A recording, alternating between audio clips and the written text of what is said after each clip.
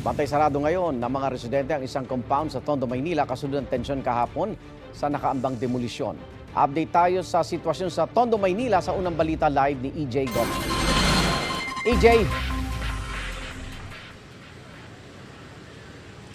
Iga, nandito tayo nga ngayon sa may gate nitong compound sa barangay 262, Tondo, Maynila na nabalot ng matinding tensyon kahapon sa tangka ng mga residente na mapigilan ang demolisyon sa lugar. Nanindigan ang ilang residenteng nakausap natin na hindi raw sila patitinag, lalo't hindi raw sapat ang 38,000 pesos na alok ng pribadong korporasyon na nakabili ng lupang kinatitirikan ng kanilang mga bahay.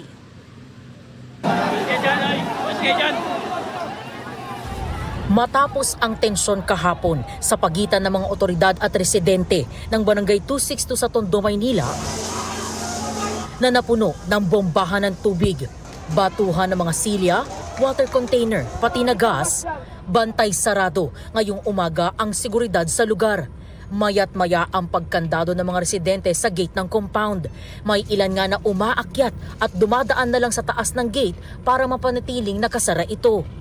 Isa si Arnie sa mga residente rito na 31 taon nang naninirahan sa lugar. Isa raw siya sa maraming residente na nagtamo raw ng mga injury kasunod ng tensyon kahapon. Isang 37 anyos na babae ang nagtamo ng mga malalaking pasasabinti at braso.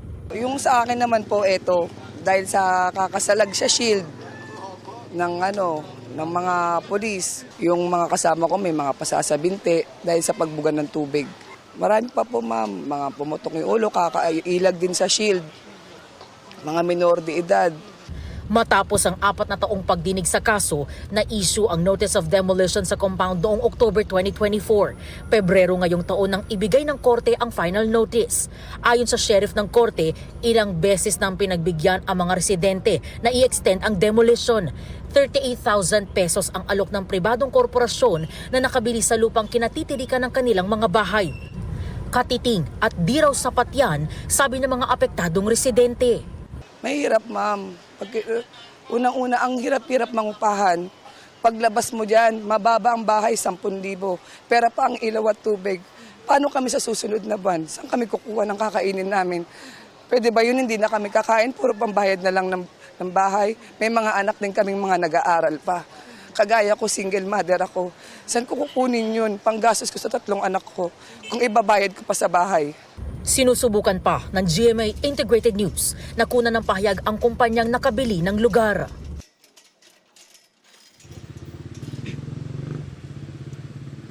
Igan, kita ninyo rito yung police visibility dito sa lugar.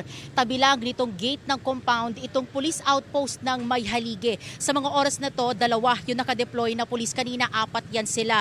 At kaninang 6:00 lang ng umaga ay may dumating na police mobile dito sa lugar at noong mga panahon na yun, nandun tayo sa loob ng compound at agad tayong pinaalis or pinalabas ng mga kausap natin dahil muli nilang kinandado ang lugar nung nakita nilang may dumating na mga pulis.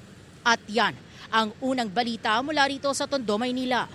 EJ Gomez para sa GMA Integrated News.